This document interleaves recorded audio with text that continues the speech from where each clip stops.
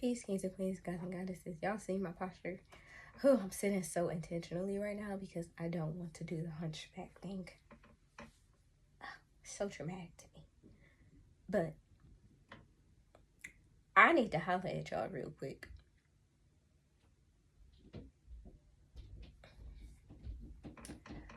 Whew. Okay, y'all. Trigger warning. I'm just, trigger warning right off the bat. But that does not mean that we're not going to talk about it. We're absolutely going to talk about it. Going no contact does not look the same for everyone, and it should not. It's circumstantial. The reason can be different. The level of healing might be different. The dynamic of the relationship is going to be completely different. No two situations are the exact same. Not everyone is open to sharing their reason.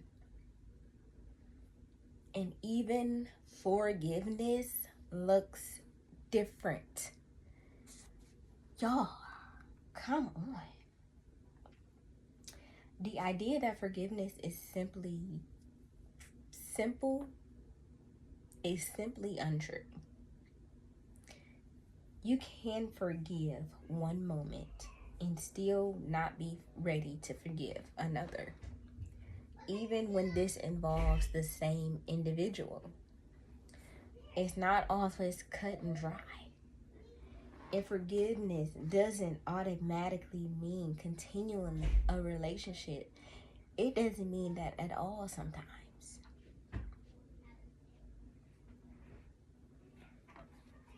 Okay? Just like someone may not be ready to forgive, someone else might feel like they never will and still choose not to let it weigh them down. That invisible weight that we carry that go unnoticed is ready to be put down once you acknowledge it, accept it, feel it, and release it. And y'all already know, in animation references in my back pocket, y'all know I be ready. Remember on Avatar Remember on Avatar the last Airbender, when Katara and Zuzu put up on the man who killed Katara's mother? Y'all, I promise, I thought she was about to drop Buddy. Like, I did not think he was walking out of there alive. I am not gonna lie. But my girl did not have it in her, and I am so grateful that she did not, because, whoa. What, Katara, girl? Hold on. Let's process this a little bit. Still, she told Angikins when they had got back that she had never forgive that man. And I felt that. Like, he killed my mama. Ain't got nothing coming. Period. But she was ready to work past it. And sometimes that is all we need to drop that invisible weight that we are carrying. Being willing to move forward, even when forgiveness doesn't feel possible, is still a good thing. That somehow you are able to like shake the weight off. Clock it, T, because that's what the fuck is really going on. And just like Katara chose not to kill that man, I think some of us need to, think things through, because anger can be blinding and heavy. And like, that's just not it. We carry so much, not just from this lifetime, but from generations before us also. In healing, it doesn't just happen. You do not just wake up one day healed. That narrative, I cannot stand behind at all. Everything that was suppressed, ignored, or forgotten still has to be processed fully through so you can release it. You have to allow things to rise. You have to allow yourself to sit with them. And then you have to allow yourself to release it. It is a whole thing. It's not something that you just wake up and do and then you're done. It is real work. It's intentional work. It's heavy work. And no one can do it for you. Oh my goodness. And no one's obligated to stay connected to you while you figure it out.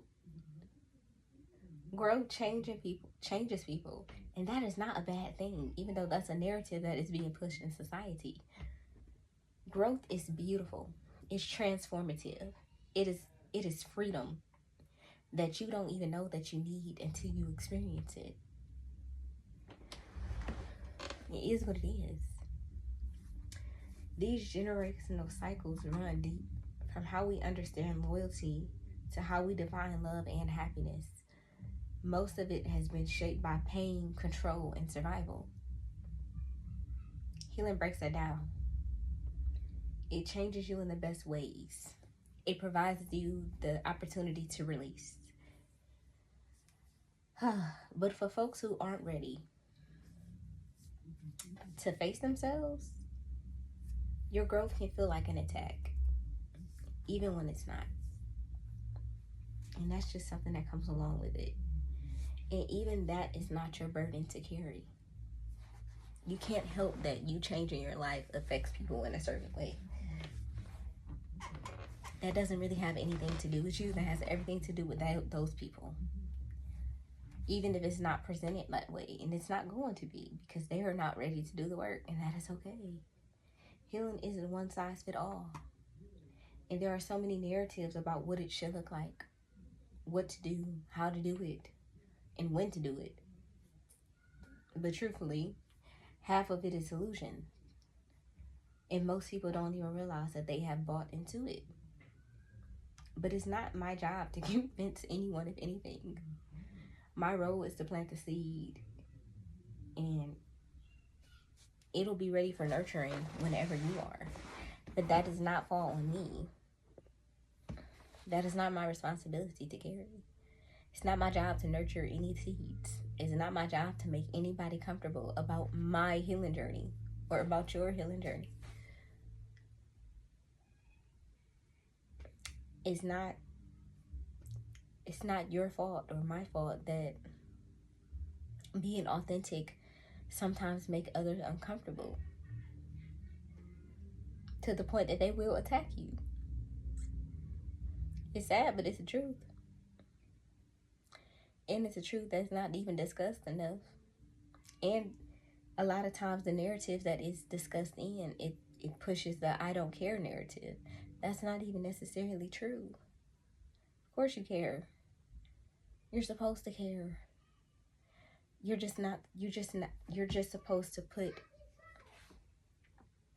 caring for yourself before you put the energy in caring for other people's. Well, you should put the energy of caring for yourself in front of the energy that you have for caring for other people and how they take things. It's not something you have control of, but it's also something that you shouldn't say that you don't care about. The goal is to care 100% at all times. That is how you heal.